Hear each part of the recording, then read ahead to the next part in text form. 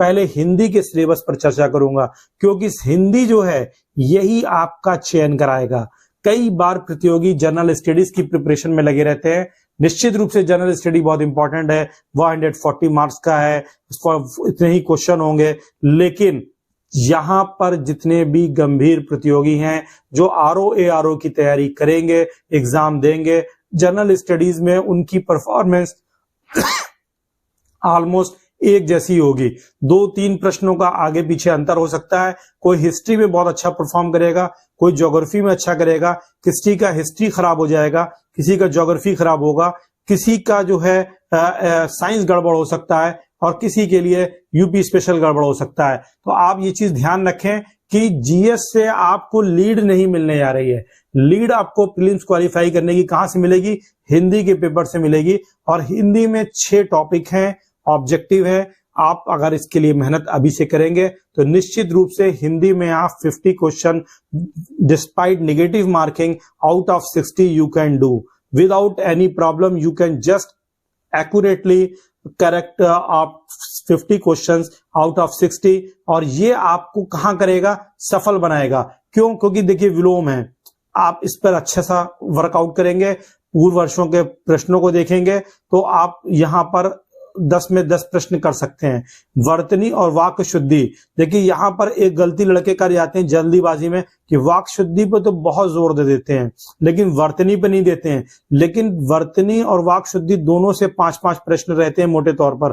तो आपको वर्तनी पर भी यानी स्पेलिंग पर भी ध्यान देना है और वाक्य शुद्धि पर भी ध्यान देना है। और इसके लिए मेरे पास 1 पेज का कैप्सुलेटेड फॉर्म है, जब आपके पास बीच में 2.5-3 घंटे का समय होता है, अगर आप उस समय भी उसको देख लेंगे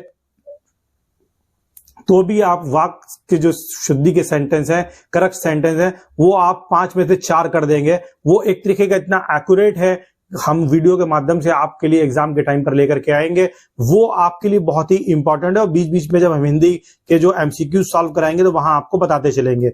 और वर्तनी जो है ये आपको इस पर वर्क करना पड़ेगा, और ये रटना नहीं है बल्कि बार बार लिख करके इसकी प्रैक्टिस करनी है। देखिए इसका बेनिफिट ये होगा कि वर्तनी की आपकी मिस्टेक नहीं होगी, प्रीलिम्स में आपका प्रश्न सही होगा, और जब आप मेंस लिखेंगे तो वर्तनी की अशुद्धि वहां पे नहीं होगी, तो भी नेगेटिव मार्किंग आपके साथ नहीं होगी।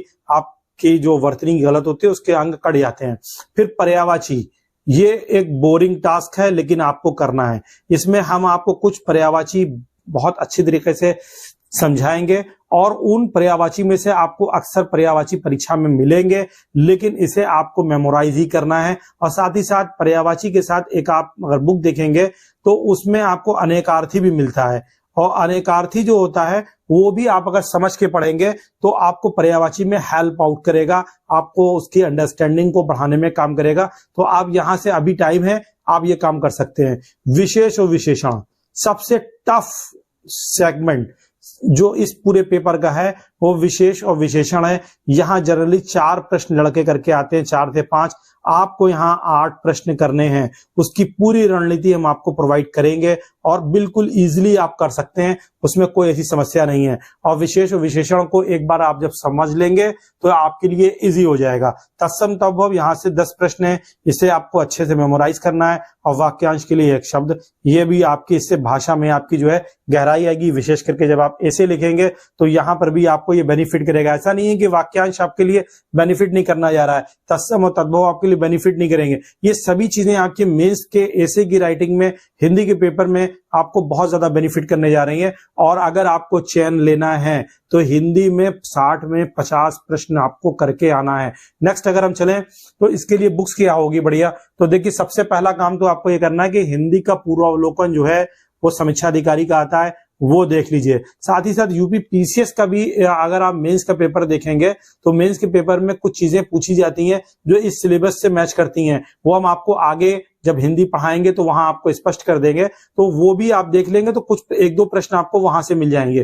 फिर आदित्य पब्लिकेशन की एक बुक आती है हिंदी में, ये एक तरीके की हैंडबुक है, आप इसको रख सकते हैं। इसमें आपको बहुत सारे जो है वर्तनी से जुड़े हुए कृष्ट शब्द, विलोम, पर्यायवाची, तत्सम तद्भव, सारे आपको विशेष विशेषण आपको मिल जाएंगे, तो आप इसको जरूर अपने पास रखें। एक बुक और भी आती है एस कुमार की, और ये बुक भी अच्छी बुक है, अगर आपको मिल जाए तो ये भी आप देख सकते हैं। और हरदेव बहारी तो मस्ट है, अगर आप इसको नहीं रखेंगे तो निश्चित रूप से आपके लिए समस्या है। इस बुक को तो आपको एक बेस बुक के तौर पर रखना है कॉन्सेप्ट की क्लियरिटी के लिए। तो आप ध्यान रखें कि जब आप आरओ की तैयारी कर रहे हैं तो पहले ध्यान में ये माइंड में बात रहे कि आपको हिंदी पर ही फोकस करना है।